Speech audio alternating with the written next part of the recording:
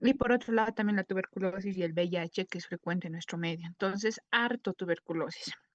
En estas clases nos estamos enfocando para lo que ustedes van a necesitar al momento de ya ser médicos, lo básico que ustedes tienen que saber, ¿no? Después ya entran en profundidad a la tuberculosis, vamos a terminar hablando de tuberculosis todo el año o todo el segundo parcial.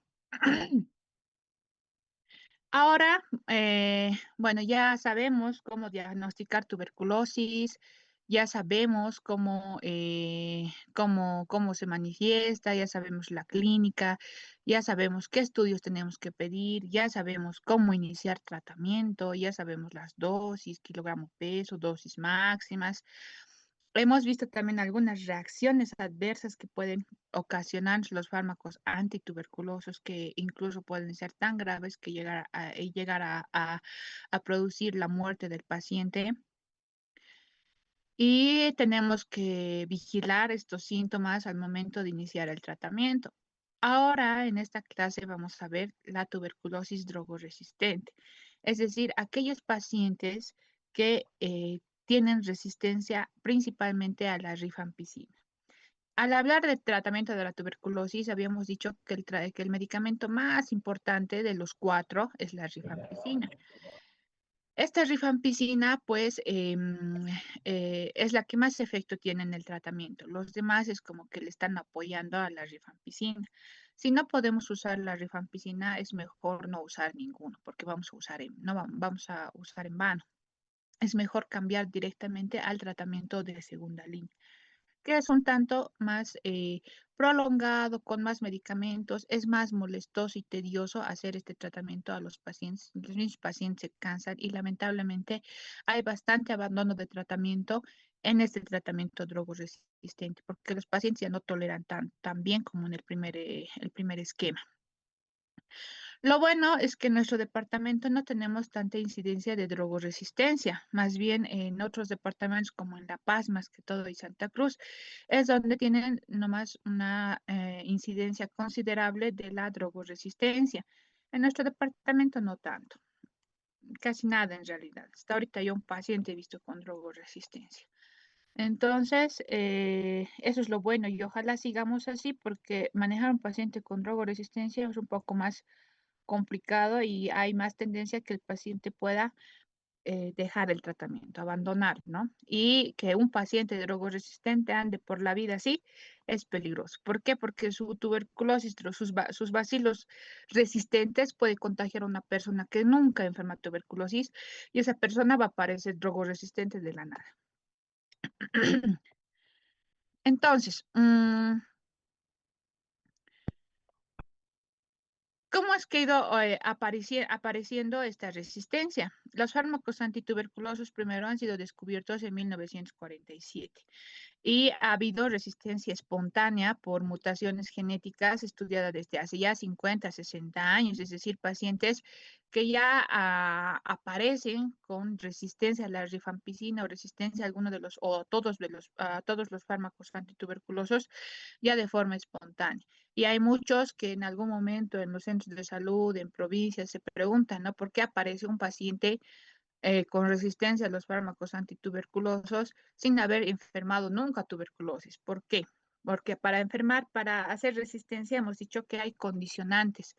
No hemos mencionado en anteriores clases que puede ser un tratamiento mal hecho, es decir, que el paciente no cumpla con las dosis, no tome sus medicamentos, falle, que esté mal dosificado los medicamentos según kilogramo peso, todo eso condiciona que un paciente pueda hacer resistencia o incluso pacientes que abandonan el tratamiento, luego aparecen otra vez, igual condiciona, ¿no? Sin embargo, hay pacientes que nunca han enfermado tuberculosis, nunca han hecho tratamiento de tuberculosis y de pronto aparecen con resistencia y eso puede ser por este factor. Hay un tipo de resistencia natural o espontánea que es ya por mutaciones genéticas del bacilo, ¿no? Y hasta hace 20 años era un problema aislado, es decir, se veía uno que otro paciente a nivel mundial.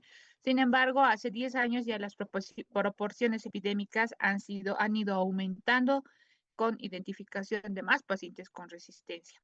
La resistencia a la rifampicina se describe en la década de los 70, siendo preocupante ya en la década de los 90, es decir, ha ido aumentando la incidencia de los pacientes que han sido detectados con resistencia a la rifampicina. Un tratamiento sin rifampicina condiciona al uso de otros medicamentos con menos eficacia, más tóxicos y más caros, ¿no? Esto es el tratamiento de segunda línea.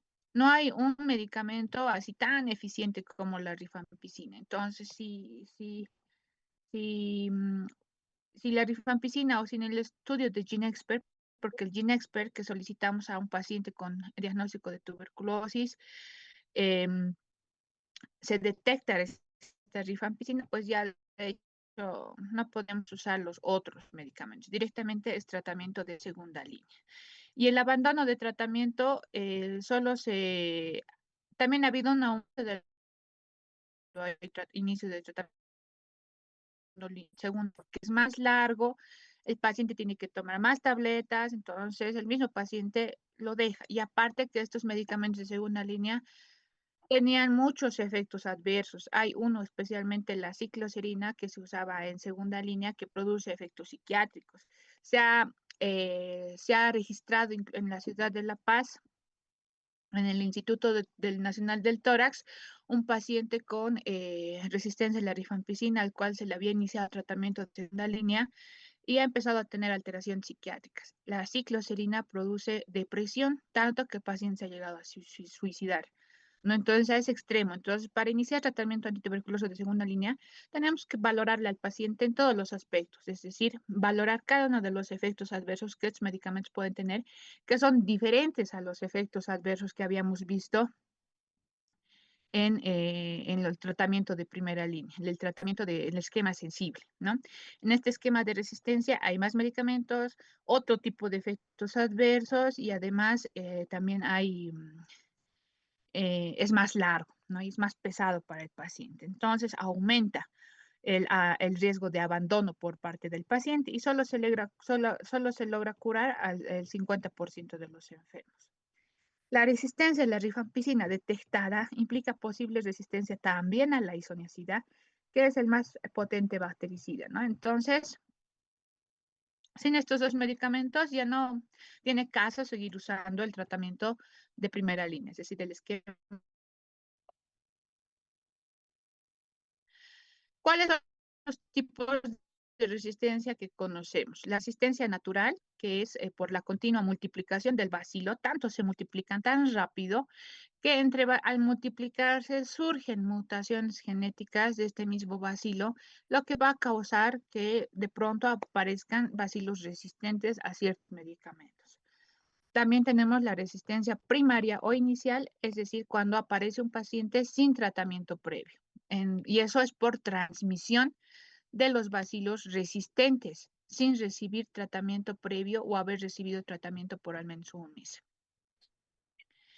Es decir, una persona que tiene ya una tuberculosis drogoresistente se junta con otra persona que está sana y pues le contagia sus bacilos resistentes y la persona sana pues sin necesidad de esta mutación, de esta resistencia natural, nada va a aparecer directamente con tuberculosis drogoresistente. ¿Por qué? Porque ya ha sido contagiada con bacilos resistentes. Luego está la resistencia adquirida o secundaria, que es cuando se realiza tratamiento previo, ¿no? Un esquema tal vez fuera de norma, un esquema mal hecho, un tratamiento mal hecho, una subdosificación de los fármacos, tal vez no le pesamos. Por eso es importante siempre pesar en cada consulta al paciente e ir monitorizando las dosis de los medicamentos. Tratamiento irregular, es decir, que no se haga tal vez algunos días, otros días sí, comorbilidades, alteraciones medicamentosas, o interacciones medicamentosas como sucede con la diabetes o con algunos otros fármacos, alteración de la farmacocinética o farmacodinamia propias del paciente, ¿no? Entonces, todos estos factores pueden inducir a que el paciente adquiera resistencia al tratamiento. La clasificación de la resistencia se clasifica en 5 grupos. Están los monoresistentes. Esto también es pregunta de examen porque tenemos que saber estos conceptos. El monoresistente, mono, que significa uno, es cuando el paciente presenta resistencia a solo un medicamento antituberculoso de primera línea. que podría ser la rifampicina. En nuestro medio tenemos solamente un laboratorio disponible que es el GeneXpert, que nos detecta resistencia al medicamento principal del tratamiento de la tuberculosis, que es la rifampicina, ¿no? Entonces hemos analizado ya al hablar de tuberculosis en el primer tema. Entonces, cuando sale resistente a la rifampicina, mandamos este estudio de expectoración al otro estudio a la paz, que es el genotype. El genotype nos va a detectar ya resistencia a los demás medicamentos de primera línea y además también a los medicamentos de segunda línea. Si es que mi paciente solo tiene resistencia a la rifampicina y a ningún otro medicamento más, entonces entra en este grupo, monoresistente. Paciente monoresistente al tratamiento de tuberculosis de primera línea. Poliresistente es cuando la resistencia, hay resistencia a más de un fármaco de primera línea antituberculoso que no sea isoniazida ni rifampicina a la vez. Es decir, la rifampicina hemos dicho que es el principal medicamento antituberculoso y la isoniazida es la que le sigue. Los dos son los principales, ¿no? Entonces, para decirlo poliresistente tendrá que haber a uno de estos dos nomás, pero no a los dos a la vez. Si hay isoniazida y rifampicina al mismo tiempo resistencia, ya se denomina en otro grupo que ahorita vamos a ver. Entonces, podría ser resistencia a la rifampicina y al etambutol, rifampicina y pirazinamida, digamos. Entonces, ahí se denomina poliresistente. O isoniazida y pirazinamida, ahí entra en este grupo. El multidrogo resistente, MDR, que se abrevia así, MDR, paciente MDR, multidrogo resistente, es cuando hay una resistencia conjunta a la isoniazida y a la rifampicina a la vez. Ambos. Se detecta resistencia a la rifampicina, a la isoniazida y entra en este grupo que es multidrogo resistente. Cuando es XDR, es decir, extensamente resistente, se abrevia XDR, son los pacientes multidrogoresistentes, o sea, MDR, que además de tener esta resistencia a la isoniazida y rifampicina, también tienen resistencia a cualquier fluoroquinolona, ya sea levofloxacina, moxifloxacina, y a uno de los 3 medicamentos inyectables de segunda línea que son la capromicina, canamicina o amicacina. La resistencia a la rifampicina, que se abrevia RR, que es cuando solo existe resistencia a la rifampicina, utilizando métodos genotípicos y fenotípicos como el GeneXpert, con o sin resistencia a otros medicamentos. O sea, no importa si tiene a la isoniazida, rifampicina o pirazinamida, lo importante es que hay resistencia a la rifampicina y ahí ya entra también en este catálogo, en esta categoría. Puede ser monoresistente, ya es RR. Puede ser poliresistente, es decir, tener resistencia a la rifampicina RR y a la vez a otro fármaco que no sea isoniazida. Puede ser un MDR con resistencia a la rifampicina isoniazida. O puede ser un XDR con RR, resistencia a la rifampicina y además alguno de estos fármacos de segunda línea como las fluoroquinolonas o los inyectables. En cualquier grupo entra esta resistencia a la rifampicina. ¿Cómo ingresa el programa a estos pacientes? Cuando por primera vez estos pacientes están siendo diagnosticados de resistencia, pues entrarán al programa como paciente nuevo, paciente drogoresistente nuevo, ¿no? O pacientes previamente tratados con drogas de primera línea. Pueden ser tal vez algún paciente que ya segunda vez está siendo diagnosticado con tuberculosis y sale drogoresistente, entonces entraría en este grupo. Pacientes previamente tratados con medicamentos de segunda línea, ya es pacientes que han hecho ya tratamiento de segunda línea, ¿no? Y una transferencia recibida, es decir, algún otro paciente que de algún otro lado nos han transferido ya con diagnóstico de drogoresistencia. No sabemos si es, si es la primera vez, segunda vez, no sabemos.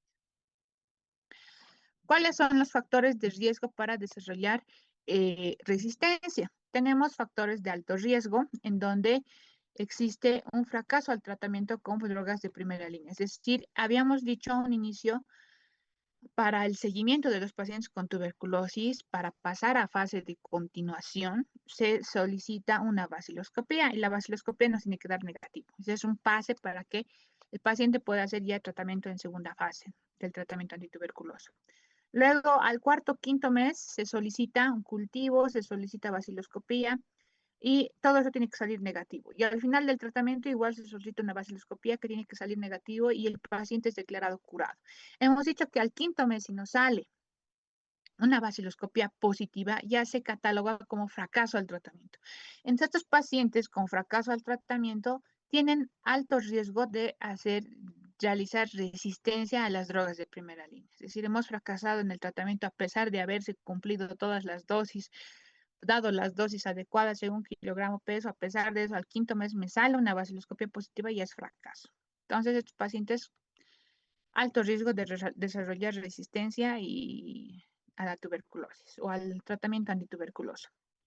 Otro factor de alto riesgo es el contacto con un caso positivo conocido multidrogo resistente o tuberculosis con resistencia a la rifampicina confirmado. Es decir, yo tengo un familiar, algún amigo, algún contacto que tiene tuberculosis drogoresistente y yo lamentablemente he estado mucho en contacto con esa persona, pues igual, alto riesgo de que yo también me contagie de una tuberculosis ya drogoresistente. ¿Cuáles son los factores de riesgo de mediano riesgo? Son la no conversión farmacológica al segundo mes, es decir, pacientes que necesitan alargar la fase intensiva. ¿Por qué? Porque no se ha obtenido una baciloscopía negativa y al segundo mes ha seguido saliendo positivo. Entonces, la indicación, según la norma, es alargar un mes más el tratamiento antituberculoso, alargando un mes más la fase intensiva. ¿No? Entonces, estos pacientes tienen estos pacientes tienen un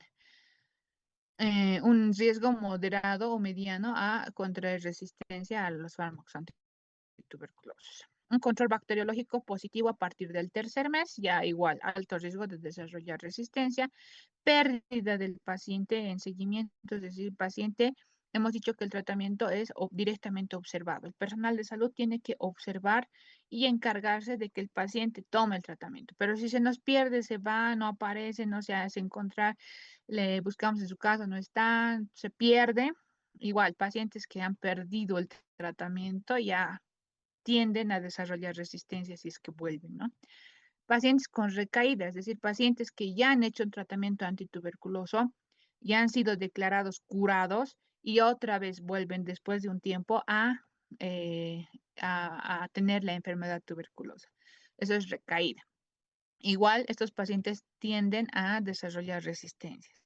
Manejo del tratamiento fuera de norma, obviamente pacientes que están siendo manejados mal, digamos, con infradosis, mal dosificados o con el tratamiento administrado de no adherir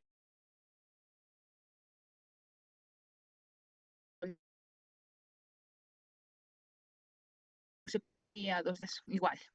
Exposición a valencia de tuberculosis drogoresistente, área alta de tuberculosis drogoresistente. Blitz de los tuberculosis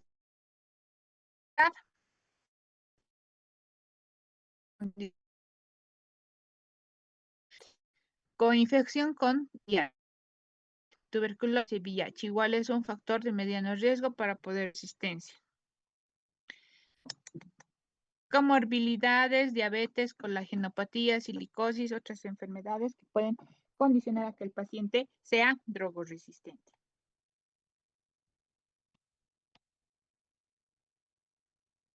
Bueno, ¿cómo se hace el diagnóstico de una drogoresistencia? Primero está el diagnóstico de tuberculosis, porque lo primero que vamos a tener ante un paciente con sintomático respiratorio, pues es el resultado de la tuberculosis, ¿no? Y el resultado, y el diagnóstico de la tuberculosis se hace mediante baciloscopía, que es nuestro método diagnóstico de primera línea. Em, una vez que tengamos la baciloscopía, el paciente, esa misma muestra va a GeneXpert. ¿Para qué? Para que nos detecten si esa muestra positiva en baciloscopía es sensible a la rifampicina. Más que todo para eso es la norma, es mandar a GeneXpert y en el GeneXpert nos va a detectar el bacilo y también nos va a detectar la resistencia a la rifampicina. Si sale no detectado con resistencia, entonces estamos aptos para iniciar tratamiento de primera línea de este paciente, ¿no? Después, si una muestra a partir del segundo mes de tratamiento sensible nos da positivo y a partir del primer mes de tratamiento drogoresistente, se debe solicitar vaciloscopía al segundo mes, sabemos, para pasar a fase de continuación. Y a partir del primer mes, cada mes se debe solicitar la vaciloscopía cuando ya estamos haciendo tratamiento de segunda línea. Otro método de diagnóstico para tuberculosis drogoresistente son el cultivo de micobacterias, ¿no? El cultivo de micobacterias o el cultivo VAR de bacterias o de bacilos ácido alcohol resistentes. Se solicita a partir del cuarto mes de tratamiento sensible, es decir, el primer esquema, y una muestra en caso de baciloscopía positiva al segundo mes de tratamiento sensible y una muestra también desde el primer mes de tratamiento drogoresistente. Entonces, en situaciones tenemos que solicitar el cultivo de micobacterias. Un experto solicita positiva. Después, al quinto mes del tratamiento, cuando tengamos copia de control positiva y es fracaso. Ahí tenemos a GeneXpert y a Cult, ¿no? Positivo 4, mandar a GeneXpert con el fin de verificar si no me está haciendo resistencia a la tuberculosis o al tratamiento. ¿Por qué? Porque si está fracasando al quinto mes, algo está mal, no está haciendo efecto el tratamiento. Puede ser que sea o puede ser que esté tomando mal. Y en pacientes con pérdida de seguimiento, si pacientes que se hay que solicitar ya no, más que todo para ver resistencia a la tuberculosis. Y sospecha de recaída. Pacientes que ya tienen el antecedente de haber enfermado tuberculosis y vuelven a presentar síntomas de tuberculosis después de un tiempo de haber sido curados, igual, ya no se les solicita vaciloscopía, se les solicita directamente GeneXpert. Y finalmente la otra prueba que es el LLPA o el Genotype o también GeneXpert XDR, que lo hacen en la ciudad de La Paz, en el INLASA, para todo Bolivia. Es el único que tenemos en todo Bolivia y se solicita únicamente a todo paciente que tenga el resultado de GeneXpert positivo, es decir, con resistencia a la rifampicina. ¿Para qué es el Genotype o el GeneXpert XDR? Es para verificar resistencia a los demás fármacos, tanto de primera línea como de segunda línea, ¿no? Entonces, todos los pacientes que salen rifampicina detectada o resistencia a la rifampicina detectada en GeneXpert van a Genotype a la ciudad de La Paz. Y esta es la orden de GeneXpert. Entonces, en esta orden para micobacterias, para tuberculosis, que tenemos en todos los centros de salud, tenemos en sedes nos dan, tenemos en el Hospital Bracamonte, todos los tenemos que tener, ¿no? Esta orden. En esta orden se debe llenar los datos del paciente y por otro lado, aquí está, cultivo de micobacterias es cuando necesitamos nosotros solicitar cultivo. Y aquí tenemos un área en donde dice GeneXpert. GeneXpert, no sé si se lee, está un poco borroso, pero ahí dice GeneXpert. Y aquí están todas las ocasiones en las cuales podemos solicitar GeneXpert, porque el GeneXpert no se solicita así por así. El GeneXpert se solicita cuando tenemos una vaciloscopia positiva de entrada. Cuando un paciente por primera vez ha sido diagnosticado de tuberculosis con vaciloscopía, va a GeneXpert para verificar la sensibilidad a la rifampicina y poder iniciar tranquilamente el tratamiento de primera línea. Pacientes con coinfección, VIH y tuberculosis, ¿no? O con tuberculosis presuntiva. PPL significa pacientes privados de libertad, directamente GeneXpert. Pacientes con recaída, pacientes con pérdida del seguimiento, directamente GeneXpert. Contacto con paciente con drogoresistencia, tuberculosis drogoresistente, igual. Yo he tenido tal vez contacto con un paciente drogoresistente y sé que es drogoresistente, empiezo a tener síntomas, directamente me solicito GeneXpert. Personal de salud, todos nosotros que trabajamos como personal de salud en hospital, ya no nos tenemos que solicitar vaciloscopía si es que en algún momento llegamos a tener síntomas de tuberculosis, no, directamente GeneXpert, porque nosotros estamos en constante contacto con nuestros pacientes. Y aquí hay una opción especial que la usamos mucho en el hospital, que significa sintomático respiratorio con beca seriado negativo, es decir, pacientes que han salido tuberculosis negativo en su baciloscopía, con tratamiento antibiótico 10 días sin mejoría. Hemos dicho que la baciloscopía tiene alto riesgo de falsos negativos. ¿Por qué? Porque solo detecta de 50.000 a 100.000 bacilos en un ml de esputo. Si mi paciente tendría menos de 50.000 bacilos en su ml de esputo, a pesar de ser positivo, porque basta que haya un bacilo para que sea positivo, ese bacilo se va a multiplicar. Pero si tiene menos de 50.000 en su ml de esputo, no va a salir positiva la baciloscopia. Lamentablemente va a haber un falso negativo. En cambio, el GeneXpert es más exacto, es más específico. Nos detecta desde 14 a 16 bacilos por un ml de esputo. Entonces, basta que mi paciente tenga 14 bacilos para que salga positivo GeneXpert. Entonces, más sensible es el GeneXpert. Pero no podemos solicitar GeneXpert a todos porque cuesta caro. Nuestro país no está en condiciones económicas como para pagar GeneXpert para todos. Por eso es que si seguimos con la baciloscopia. A pesar que en otros países ya no se solicita baciloscopia, directamente GeneXpert hacen a todos. Pero aquí tenemos esta opción. Entonces, yo sé que la baciloscopia me puede salir negativo. Entonces, si me sale negativo, inicio tratamiento para cualquier tipo de neumonía, porque si no es tuberculosis, tendría que ser otra neumonía que mi paciente tiene. Entonces, inicio tratamiento, pero después de 10 días de tratamiento no hay mejoría. Mi paciente sigue con tos, sigue con expectoración purulenta, sigue con fiebre, diaforesis nocturna. Entonces, ahí puedo solicitarles GeneXpert directamente, pero tengo que mandar a sedes esta orden de GeneXpert agregando su orden o su resultado de baciloscopia negativa y además especificando qué antibióticos he usado, ¿no? Aquí te puedo anotar, digamos, ceftriaxona y acitromicina, digamos, 10 días. Entonces, mando eso y me van a hacer el GeneXpert con esa justificante. El paciente persiste su sintomático respiratorio a pesar del uso de antibiótico 10 días, con BK negativo previo, con baciloscopia negativa previa. A niños menores de 15 años con sospecha de tuberculosis, igual, directamente GeneXpert. Sospecha de tuberculosis meningia, se manda líquido cefalorraquídeo, ¿no? Y cualquier tipo de biopsia se puede mandar en caso de tuberculosis extrapulmonar, ya sea peritoneal, pleural.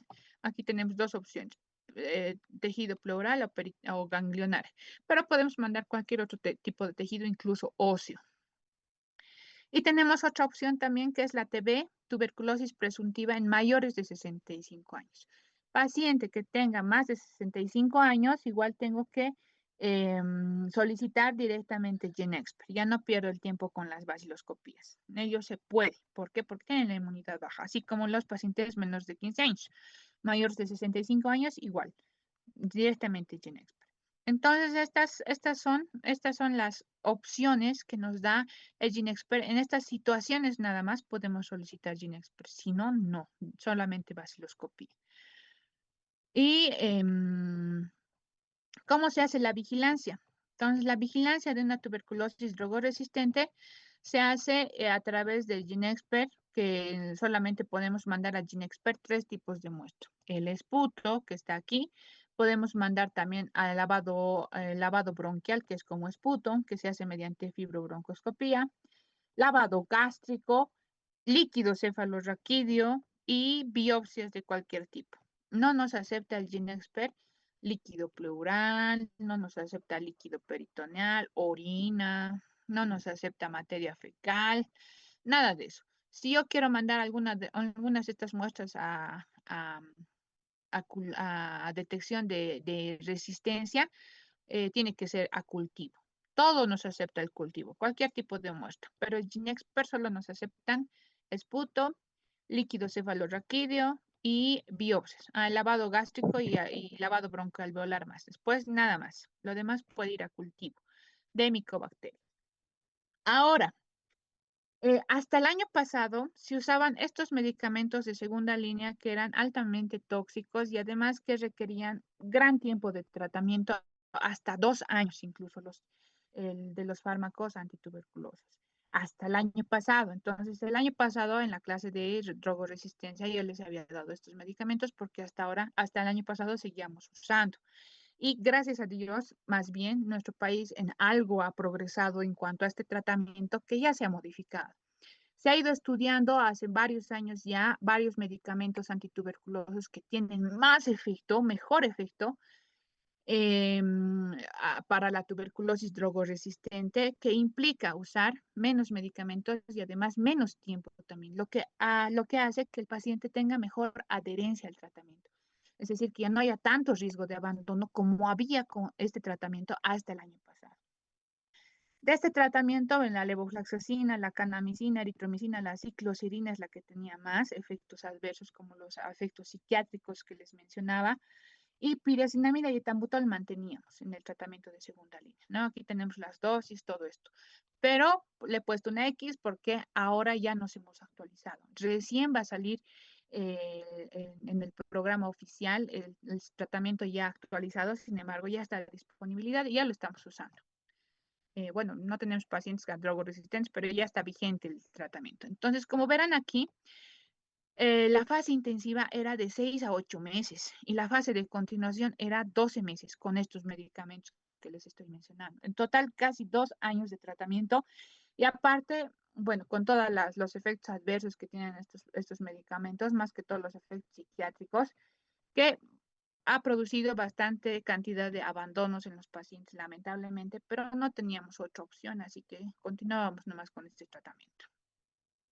Ahora, se ha hecho tantos estudios que, por eso, gracias que ya tenemos nuevo esquema de tratamiento que va a favorecer mucho a estos pacientes. ¿Por qué? Porque va a mejorar la adherencia al tratamiento, ¿no? Entonces, tenemos que analizar ciertas cosas para entender la eficacia de los medicamentos antituberculosos. Uno, bactericida. ¿Qué significa? Es una cualidad que tienen los fármacos antituberculosos, es decir, matan a las bacterias, ¿no? Salvan la vida del enfermo y curan. ¿Por qué? Porque eliminan rápidamente el volumen de bacilos, van matando a todos los bacilos de la tuberculosis, de multiplicación rápida. Hay otra propiedad que tienen los fármacos antituberculosos que es esterilizante. Y esta propiedad significa la capacidad de matar a los bacilos durmientes en multiplicación intermitente, aquellos que se encuentran en periodo latente. ¿Por qué? Porque si usaríamos solamente medicamentos bactericidas, matamos a los bacilos que se están multiplicando y que están activos, pero hay cierta porción de bacilos que están latentes, están durmiendo. Y cuando acabemos de matar a todos, puede ser que el paciente mejore, se cure, pero después de un tiempo, sus bacilos latentes van a empezar a despertar y otra vez va a tener tuberculosis. Y eso es lo que ha pasado antiguamente cuando se iba probando tratamientos en monoterapia o medicamentos de dos nada más. Por eso es que se ha llegado a formar el tratamiento de primera línea, que son 4 medicamentos, ¿no? La isoniazida es potentemente bactericida. La rifampicina, que hemos dicho que es el fármaco más importante de primera línea, tiene ambas propiedades. Es bactericida y además es esterilizante, es decir, mata a las bacterias que están multiplicándose y además también a las bacterias durmientes, ¿no? Los bacilos durmientes o en multiplicación intermitente. Y además estos fármacos esterilizantes evitan recaídas y acortan el tiempo de tratamiento. Tomando en cuenta estas propiedades, se ha buscado fármacos y se ha hecho experimentos, porque así es la medicina, tenemos que hacer siempre pruebas en personas para ver, para llegar a una conclusión. Y pues se ha hecho bastantes pruebas en pacientes con tuberculosis, obviamente en otros países, analizando la propiedad de todos los antibióticos que tengan esta propiedad bactericidas y esterilizantes y se han ido combinando entre sí para juntar a la mayor cantidad de medicamentos bactericidas y esterilizantes y poder formar el nuevo tratamiento de segunda línea, que traten de ser menos medicamentos, ¿no? Porque mientras más medicamentos, más riesgo de abandono tiene. Y el tratamiento de primera línea también se ha formado bajo estas propiedades, ¿no? Tenemos un medicamento bactericida que es la isoniazida. Tenemos uno que tiene ambas, bactericida y esterilizante, que es la rifampicina, que es la más importante. Y tenemos la piracinamida, que es